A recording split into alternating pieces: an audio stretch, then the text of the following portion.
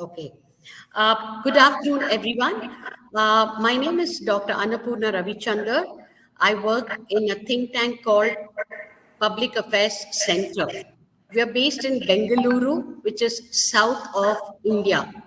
I also have with me my colleague Tamanna, who will be my co-presenter, who will introduce herself very shortly when she gets on to her part of the presentation. So let me begin by welcoming everyone who's over there. To some of my colleagues I can see, and some other friends who have come. Some I know, some I don't know, but hope to get to know them. The title of our presentation is Becoming a Changemaker, and I think today it's a very important event that is happening globally everywhere, because people now want to move on to better living, better events, better presentations. And we, Tamanna and I, would like to share lessons from our organization, how we partnered with one of the largest and the oldest government organization called the Administrative Training Institute, which is based in Mysuru, which is also in Karnataka, the state that we are from. Due to some technical reasons, I have requested Tamanna to please share the PPT, so I'll have to keep telling her next. I apologize for that. I had a little bit of problem. Tamanna, can you please go to the next slide? Yeah, just to briefly and quickly introduce ourselves, we are over 27 years old organization, a think tank, and we pioneered what we call as the social accountability tools, which has been well accepted globally. So has it been accepted by the World Bank, and a lot of people across the globe are using it. I'm not going to go into that because you can go onto our website. I'll request one of my colleagues to put the link on our chat. We also follow a rights-based entitlement approach because we work very, very deeply with the community. We also use, we have our primary this thing. Tamanna, I think you'll have to increase it. I'm not able to see it myself. Yeah, okay. We follow rights-based. Our primary stakeholders are the communities, national and international organization, and most important, the state.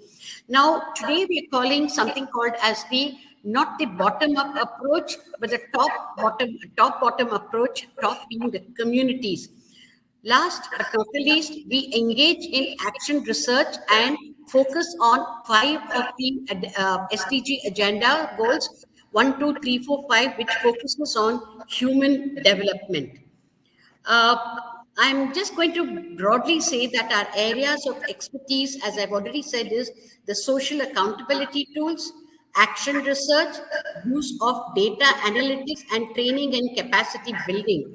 In fact, with reference to the data analytics, we have a center called the Center for Open Data Research, where our young analysts and researchers who work with our domain expertise to bring out relevant analysis of data available, and we share it with the government in the policy making process, and that's why we call ourselves as action-based research. Moving on to our next slide. This is just our mission and vision statements. We always are conscious about it. I'm not going to read it out because it's there on our website. Tana, next. So one of the things that we very consciously thought we should do is introduce some values in our organization, which went through several exercises. The key reasons for introducing values into our daily work is to ensure that the community that we work with are happy, satisfied with the government policies on the one hand. On the other hand, the government always knows that their policies that they introduce reaches the right person at the right time. So these are some of our values. One is integrity. Second is credibility, being transparent and accountable always in everything that we do. That is why we always say that we work with the government and not for or against the government. We are a non-partisanship organization. because we maintain independence, so we are not driven by any other government or funding agencies. We provide or we have or encourage constructive engagement. We're always open to, let us say, feedback. We're always open to the goodness that comes to us and even scope for improvement. If I have to give an example, constructive engagement is done, for example, with on think tanks itself. I myself, I am an associate with on think tanks, and I also had the policy engagement and communication at the at Public Affairs Center. We're also a knowledge-driven action support because we believe knowledge needs to be shared, and that is why we have a very strong training vertical which help us in fulfilling this. Uh, the next, the next slide is we focus on four key areas. One being sustainability, elementary education, primary health, employment, livelihoods, and skills. We ensure there's inclusiveness, and we also ensure that the overarching aspect is gender across all these focus areas. So we consciously make an effort, or we do ensure that all our studies and research domain areas includes gender. Tamana, next. Again, very briefly, as a think tank, we work with at the national and state level in by policy engagement. We have several projects with our state government. We provide data analytics support. We've signed a memorandum of understanding with some of the state government, and at the national level, we have ensured that we use our data analytics knowledge effectively with some of the large national government centers and departments. Again, all this is available in our website. Tamanna.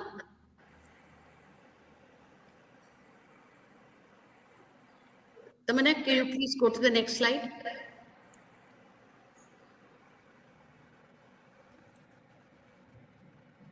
Yeah, who are our key stakeholders? Our key stakeholders, Tamanna, I think you moved on. Please go back to the previous slide. Key stakeholders include the last mile, that is the community. We also work at the district level because in India today, the district level organizations have become a very active participants in the state level and to some extent the national level policy making processes. There's a lot of bridge and span that happens between these different stakeholders. So we ensure that all these become part of our stakeholders. Now, going on to the actual crux of what this presentation is about and why we believe that we are a change maker in a way, or beginning to be a very serious change maker, is I would like to introduce the Administrative Training Institute. Tamana, can you move on, please? So the Administrative Training Institute is a premier institute in Mysuru, Karnataka. It was established in 1892 by the Maharaja Chamaraja Wadayar. So you can imagine the vision that this would have had to see that this organization is in existence for the past 62 years and doing pretty well. What do? They regularly conduct training programs, which includes one of the training programs is the Common Foundation course. Again, who are the audience? It's all gazetted officers and probation officers from the state's civil services. At the later point of my presentation, Tamanna will be talking about it, how we brought in a lot of improvement changes in the first course that took place, which just finished a week back. Then they have something called as the orientation courses for the Indian Administrative Service, Indian Foreign Service probationers, which are allotted, who are allotted to the Karnataka cadre. Then they also have refresher course for senior officers. I'm sure many of you all know over here how important it is to have a refresher course. I personally love to go for refresher course because the mind as a trainer should always be thinking, and as a researcher too.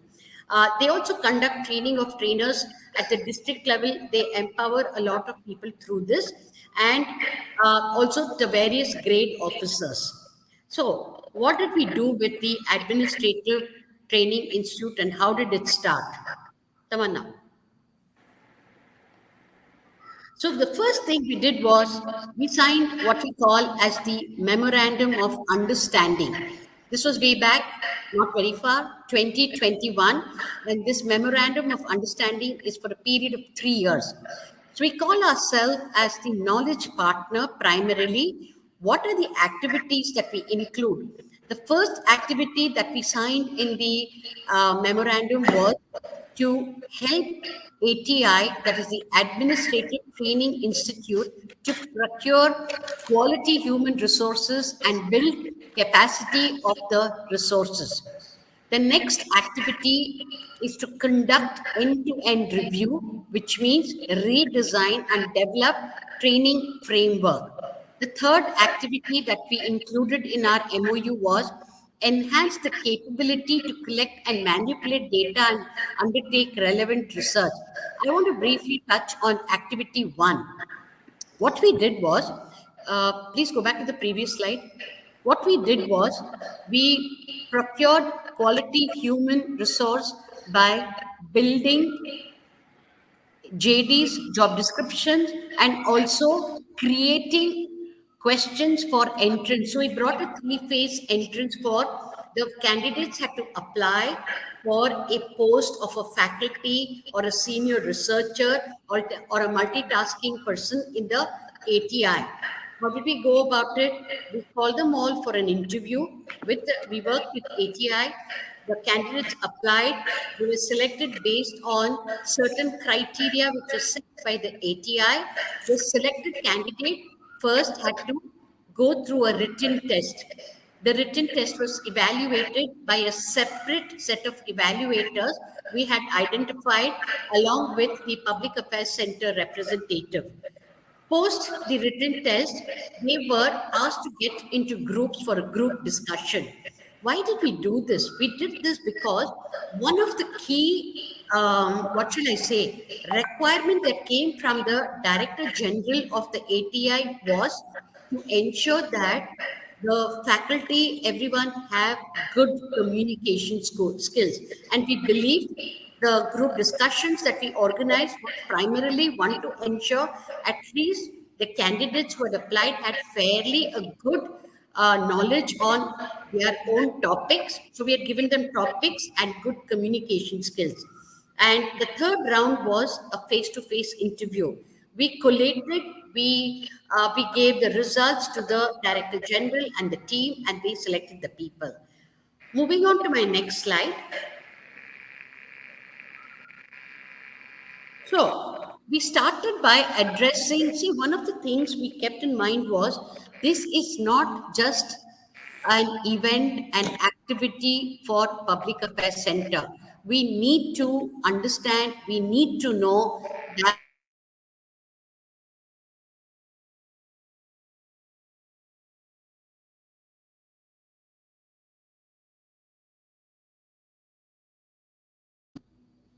can you all hear me?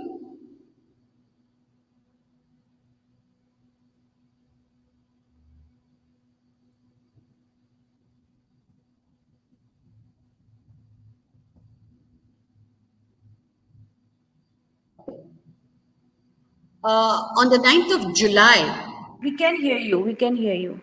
yeah, the slides have gone. On the 9th of July, we had an online consultation meeting with the faculty because what we have with the Director General of Administration and Training. Why did we do this? Because one of the feeling that we got was many people thought that we were replacing them, PAC was replacing them. So we said, no, this entire activity is working with you all as partners and we will jointly co-create knowledge. So they have 5 centers and 7 verticals. In fact, we are trying to reorganize these centers and verticals. Then on the 26th, we had an on-site consultation with the ATI faculty where we went for 3 days, 3 senior people from the Public Affairs Center sat with each of the faculty and team and we asked them, What is it that you're doing? Why do you think you're doing it? What are the challenges that you're encountering? And if there was to be a change, what is the change you're looking at? Surprisingly, many of them had answers like, we are overburdened. Sometimes we don't know whether we are doing the right thing. Sometimes they said we get last minute calls to say, please conduct a training program in the next 2 days. Sometimes we wear a hat of an administrator, a trainer, a people organizer, everything, and we do everything. So the quality of our training sometimes falls. So we said, okay, fine. How would you like to address this? They said, we would like some more help. What is some more help? Perhaps some interns. So what we've done is we have actually developed an internship strategy for them. We are assigning interns who will support them in research work, groundwork, a lot of admin work and other things so that the faculty focus on delivering what they are expected to deliver. Post this meeting, we put together, I think, a fairly justifiable diagnostic report on what we see. Hello everyone, Tamanna here. I'm the project coordinator with Public Affairs Center. So I'll just continue from here. What we did is we had a consultation, we had a detailed discussion with ATI faculty, with ATI staff, and based on this, we sort of made a diagnostic report, which pointed out what are the flaws, how we can, where's the scope for improvement, what's the way forward. And after that, we had an on-site consultation again with all the centers and verticals. And then post which we also had a consultation with the Director General of ATI, who is basically the head of ATI. So we had a detailed conversation with her on what her objectives are and what is the vision that ATI has and in which way they want to mold the institute in future, and we had our own inputs. Next, we basically framed the activities and the objectives, and based on this, we planned the first year's activities. We basically reviewed the compensation that the staff is being provided, that the faculty is being provided, and we tried to make some changes there so that we attract high quality and experienced people to ATI as faculty members.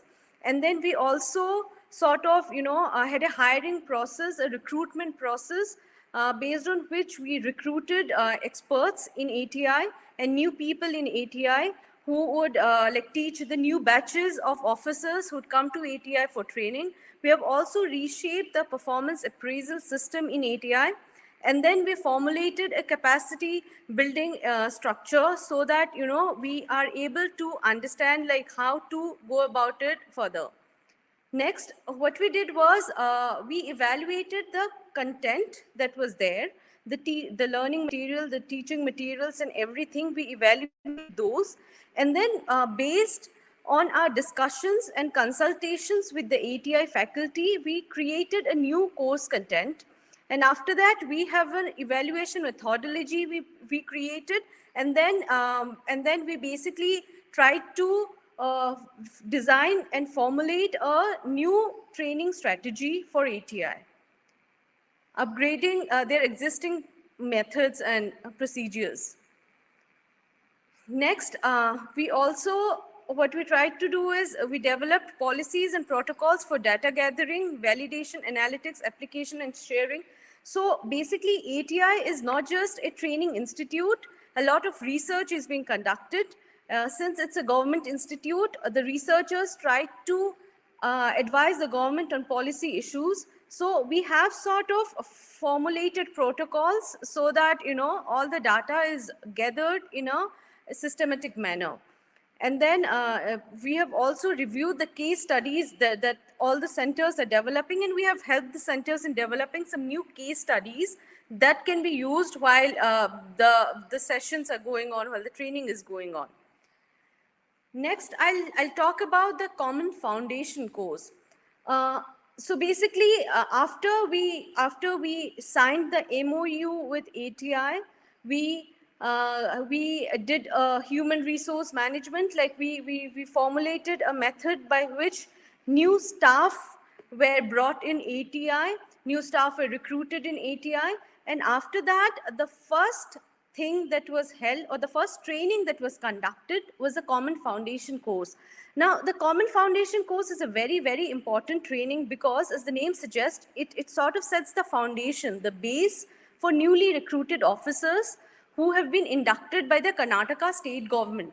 Now, in this common foundation course, what happens is it's common for all, like officers working in different departments, accounts departments, agriculture, horticulture, all of them, they come together and they are taught a common set of subjects so that when they join, when they start their career working with the government, they have a common agendas.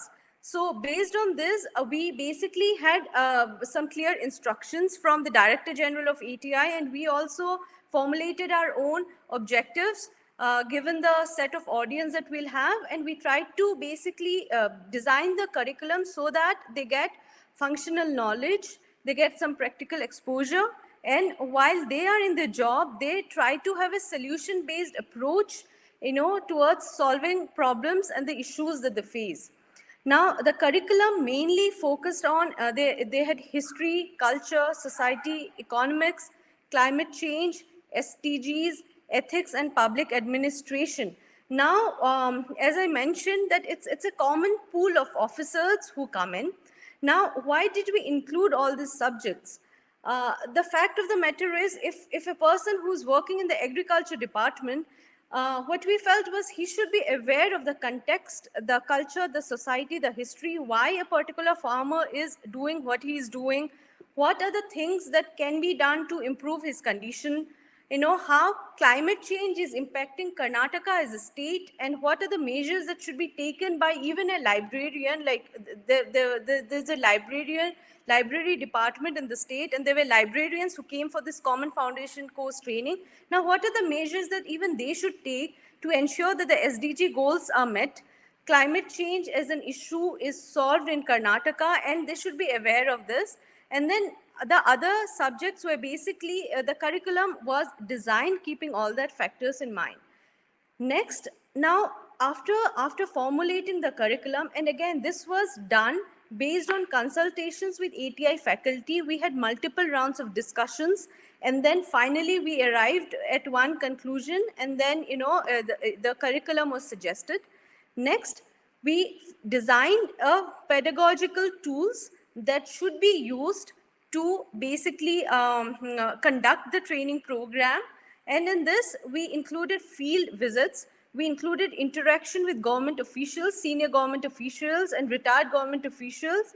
We also included discussion with stakeholders when they go to the field. We made sure that they speak to the local level politicians, or as we call them here, Gram Panchayat members. We made sure that they have an interaction with those. We made sure that all the new recruited officers, they speak to experts on various issues like climate change experts to understand how they can approach certain issues so that they solve the problems.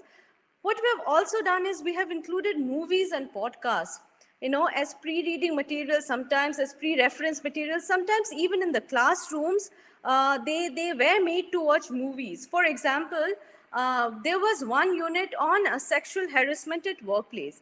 Now, in India, we have very clear rules and regulations that talks about sexual harassment at workplace. Now, we didn't want the officers just to read the rules and regulations and laws. What we did was we wanted them to understand what a victim of sexual harassment goes through when such a thing happens, how it is for her or him or them to go and file a complaint, and then how difficult is the process to get justice in practicality. So what we did is we made them watch a movie which sort of showed the struggles that a sexual harassment victim goes through. And then so this was like one of the things that we introduced. Previously it used to be in ATI all mainly lecture based and some field visits. So that's what we tried to bring in the change here. Next, we again, like after formulating the curriculum, the pedagogy, we needed to put together everything in one place. So what we did was we had created a clear sets of instructions and designed a trainer's handbook and trainees handbook. I'm not sure if you're able to see the image here. These are the cover pages of the trainees handbook and the trainer's handbook that we designed. There in the trainer's handbook, we had clearly written what should a trainer do before a session, during a session, and after a session. Besides that, we had detailed description of the units, and we also had some case studies and questions that a trainer can discuss in the class so that, the case studies can make the discussion even more interesting. For the trainees handbook, again, we had a set of recommended readings that a trainee should do before coming to the class. And there were some post-session readings that, readings, reference materials like, podcasts, some videos, some documentaries and everything so that, they understand the subject better. Next, so all this we did before the Common Foundation course started. Now, during the Common Foundation course, it is again the Common Foundation course was a 2-month long training program. Now, during the course, what we did was we sort of closely observed whether discipline, basic discipline, is being maintained, and we kept a note of it. We also sort of went and we kept checking whether the pedagogy, the suggested pedagogy, is being followed. We also kept a watch on whether the curriculum, the suggested curriculum, is being followed. And then there were certain suggested extracurricular activities. So basically the idea was the trainees should not just be taught certain subjects like economics, geography, history, etc. They should be also getting some time to relax, do something, they have some hobby classes so that they can do yoga, Zumba, pottery, or write book reviews and do stuff like that. So we also sort of kept monitoring whether all these activities are being done or not. Now, while we have these sessions, we gave the curriculum, we suggested some pedagogy, we also gave, as I mentioned, a trainer's handbook and a trainee's handbook. Next, we wanted to ensure that, whatever is done, is it being done in a good way or not, or what are the impact of the entire process?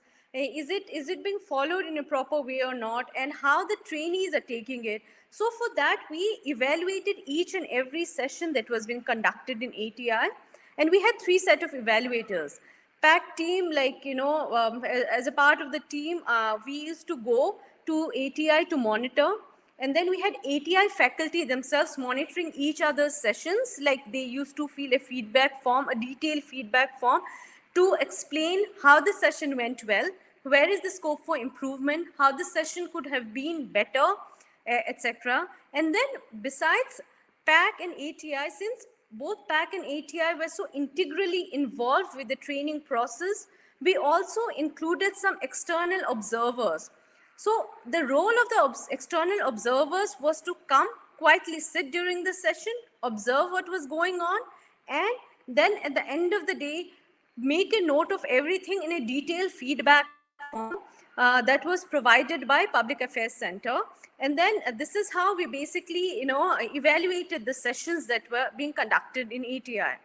Now, next, after the Common Foundation course got over, end of April, what we did was we sort of assessed the performance of each session, what happened during the session, were there some issues, discipline related issues, etc. So we have evaluated it based on 3 things. One is the trainees feedback form.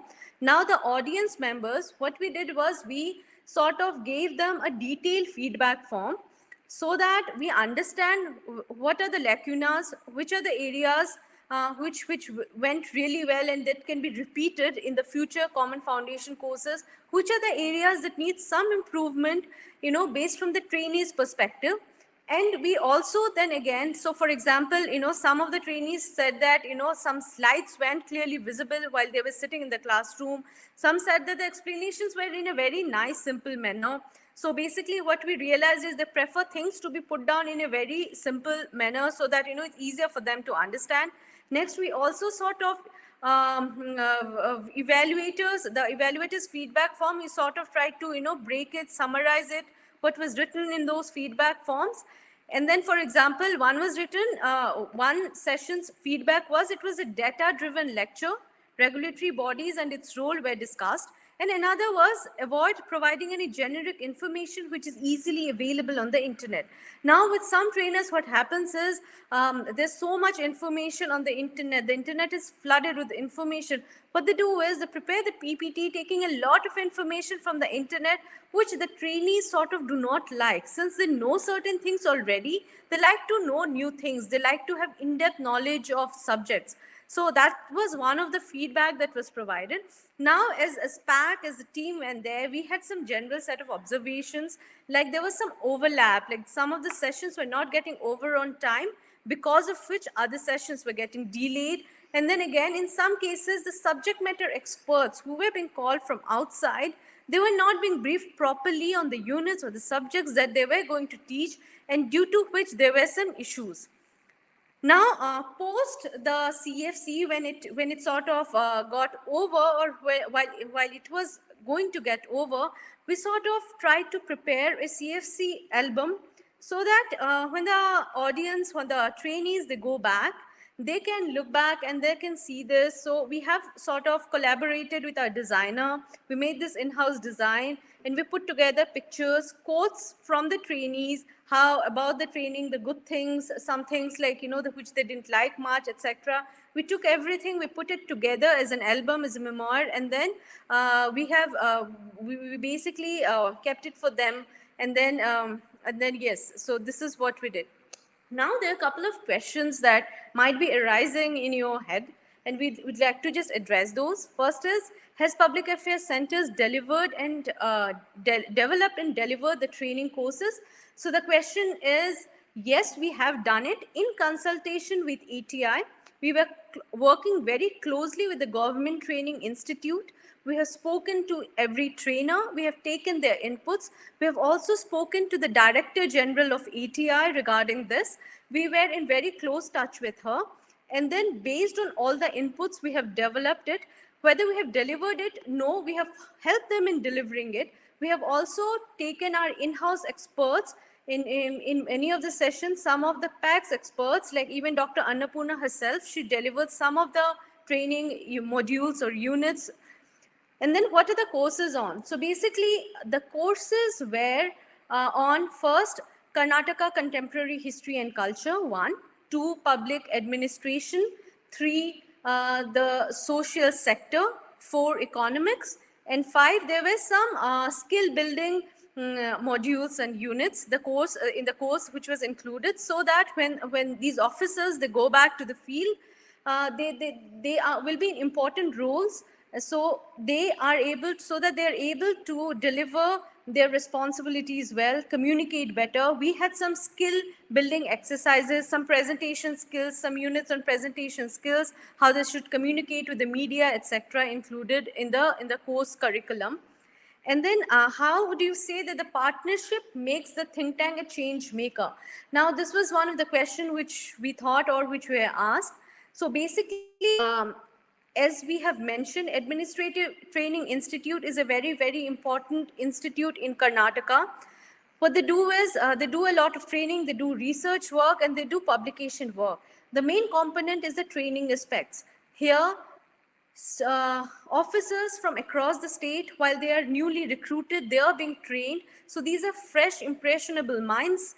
What they are being trained here, they take it down to the field, they set their priorities at this stage. Second, they also train mid-level officers, like after an officer has spent 10 years, 15 years, 20 years in the field, he comes back to the training institute and sort of gets some sort of functional skills in certain areas, like they have gender workshops on gender, so that, based on the current situation scenarios, how things can be improved in office environments. Also, while designing policies, what are the things that a policy maker should keep in mind while designing these policies? And all these things are kept in mind. All these things are sort of taken into consideration while designing these mid-level officer modules. And they also and then again, like, all these makes Administrative Training Institute, extremely important. And then us as a think tank, we are the knowledge partners right now, and we are helping them design the modules, and then we are helping them deliver these training modules in different ways. Now, like I said, will you be sharing lessons from the experience? Do you have a couple of examples of lesson you'd like to share? I have shared the experience of conducting the Common Foundation course. It was a 2-month long course, and as I have said, what we have done, we have taken various steps and measures to ensure that it goes on smoothly, it goes on well. We have also gone down to the extent of designing the formats, that the PPT should be made in a particular format, the invites should go in a particular manner. We have designed all these and we have given it to the ATI faculty members. Now, what we are going to do next is the IS officers training with ATI. We are developing the curriculum. We are in the process of developing to the curriculum. Now, who are these IAS officers? So in India, we have a common entrance test sort of a thing, a common recruitment program, which is a very difficult 3-level recruitment program. There's interview, there is written test, and after that, some set of officers are selected every year, like 100 officers who become Indian Administrative Service officers, and then there are some who become Indian Police Service officers, then there are some who become Indian Revenue Service officers. Now, the next batch of training is for Indian Administrative Service officers who will be working in the state of Karnataka, and there will be some set of 8 to 10 officers who will get the training, who will be sort of made aware of the society that Karnataka is, the kind of challenges that as an officer a person would be facing in Karnataka, and the kind of approach that he, she, or they should be taking while solving the problems. And then yes, the person, the officers will also be getting some sort of language training. So now we are in the process of developing the training program for IAS officers. And yes, so this is how we are going to go about it. And yeah, this is why we think that we are the change makers, since we are through these officers, through helping them, helping ATI develop this training curriculum, conduct this training, we are making a bigger impact in the society, maybe, if I may say so. These officers will be going back, they will be the ones who will be implementing the policies on field, and we are sort of giving them some sort of functional knowledge, some sort of practical exposure, and helping them think in a certain way through this curriculum, through this training program. So that's all from our side. If you have any questions, then please ask. We'll be glad to answer your questions.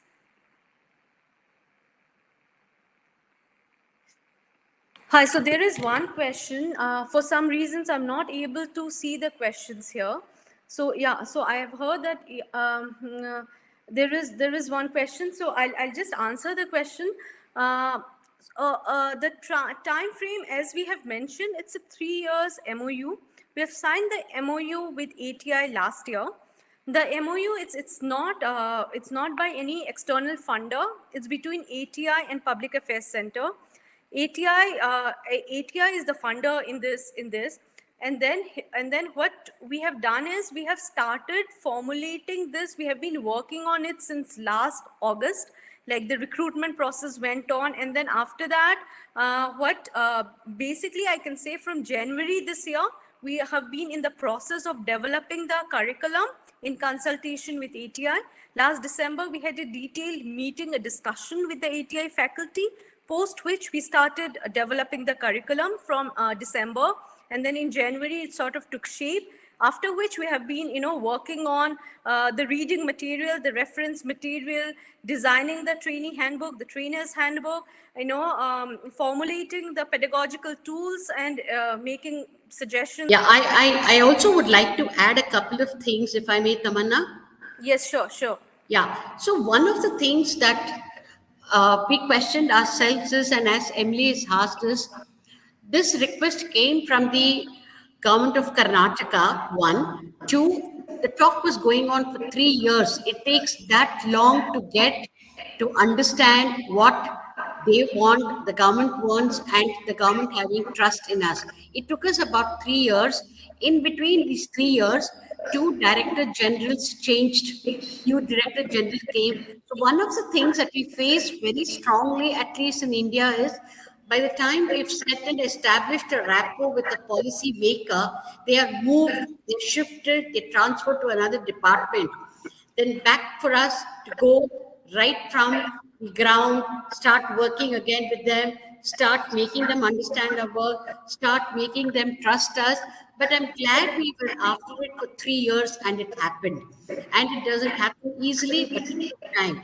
But what I would like to add over here is some of the lessons that we have learned is one. The first thing is when we go and work with the government, it is better not to say you're bad, even though you know they're bad sometimes. It's better to say, yes, how can we improve you? Rather than going on saying you're bad, you're bad, you're bad. We are trying to use their own data to make them better performers. For example, this entire Common Foundation course that we've redesigned for them, initially they used to have several Common Foundation courses across the year, about 30 or so. There was quantity but no quality. So we sat, we discussed, and we spoke to them. Let us do two Common Foundation course every year. We will build a training calendar for you, which will be announced on your website.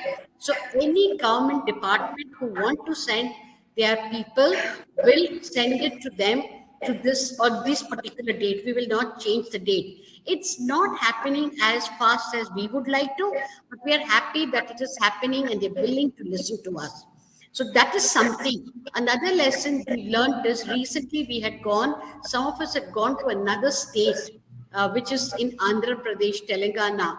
The government there was very happy with the work that we've done here, and they've invited us to replicate it in their training institute. So I think slowly but steadily, this importance of this, us being a change maker and the government wanting a change maker, has become important and it is happening. Hopefully, in the next OTT conference, if we get a slot or any which way, we should be able to share some more success stories, a lot of learnings, and what should go into it. I just wanted to add that. But throughout, it has been a co creation of knowledge where we've come in with our knowledge and we've understood what the customer wants. Anyone else? Any other question?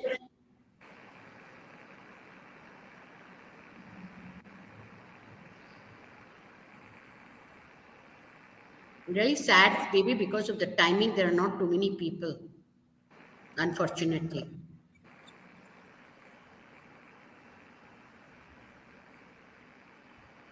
MD, I hope I answered your question. Rather, we answered our question. Yeah, please, Emily, please. That I'm a bit more familiar with. So what Emily is written is some other context that I'm a bit familiar with. Gender responsive pedagogy is not necessarily on the radar in civil service training approaches and capacity development frameworks, and it can be a bit of an uphill journey. Yes, integrate gender issues within civil service training. So I was really interested to hear you mention example of work. Yeah, actually, you're right, Emily. It's not just in the civil services; it's across any academic institution. We have something called as the POSH Act that has come in through the Government of India, and it has become important even within organizations to conduct gender sensitivity activities and to ensure that there are posters put up, there are committees that are set up where a woman, especially, and a man for that matter, feel anything that is uncomfortable for them should go and speak up and not be afraid to do so. Not to be. Yeah.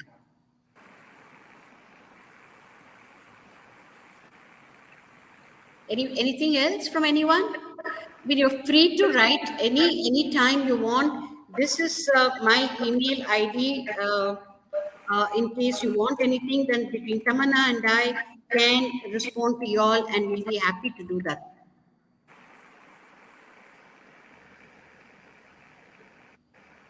Tamana, thank you for standing by me. For me, there was a lot of technical issues over here, unfortunately.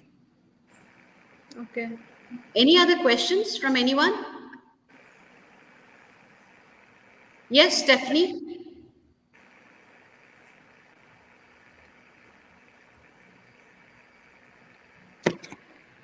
Stephanie has a question, so I'll just.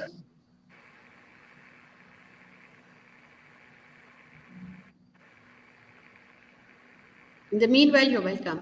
Yeah, Stephanie writes, governments sometimes see think tanks as hostile entities. What are your thoughts on how think tanks can engage government? A very interesting and a good question. Stephanie, I know I've interacted with some of the your ex-colleagues or probably your seniors from Sri Lanka when I went for a conference somewhere, and I know the challenges you all face. But if you were to ask my opinion or our experience, see, one of the things is nobody can please anyone at all the time. Now, there are some think tanks in India who are also found hostile by the government, whose FCRAs have been cancelled, who are not considered as quote unquote good organizations. Now, this again can become personal. So, what we have done, that is why in the beginning I said one is we are apolitical, we are non religious, and we are non partisan. So we do not side any government. And I think we very strongly use our data to back us in all our evidence in our evidence report. That is why when we give recommendations, we ensure that it is actionable, make it easy for the government. When does anyone think that you're not good or enemies? When you keep on telling them you're bad, you don't know how to do. I think one approach is we strongly believe, and I think OTT also believes, is understanding the needs of an audience. What does the audience want from a think tank? And I think that is something we have learned very well. If I were to give you an example, we have recently signed an MOU with the state government of Meghalaya. In fact, as we are speaking, we have two of our young researchers working with the government of Meghalaya. How did we go about it? We took lessons from this government. We went over there. It took us a year to get through to them, but we finally got, and they've started working. I think recently I read a small thing on one of the social media platform. Many people communicate or respond not to hear and communicate, or not to understand but to communicate immediately. So I think we have learned to be patient about understanding. We fail sometimes, but we learn from that failure and we have started engaging. And I think one small success story leads to another. Our engagement with the government of Karnataka and the Administrative Training Institute are very good stencil and very good examples for us when other government and training institute have started coming to us. We've shown them what we can do and what perhaps we cannot do. So I think it takes some time, but we strongly believe just try till you can succeed. The simple thing that we learned in college and school. I hope I've answered your question, Stephanie. Need patience and you'll get time. Yeah, that's right. Anyone else? Any question? I think we're just on the dot of 2:30, at least according to my computer. Any other questions? Anyone from on think tanks who want to comment anything? I think it's that from us. Any other questions, anything? As I said, please feel free. And I think my colleague Ranjini has put up some good links that you all can go to. And of course, you can send us a mail and we'll be happy to take forward this conversation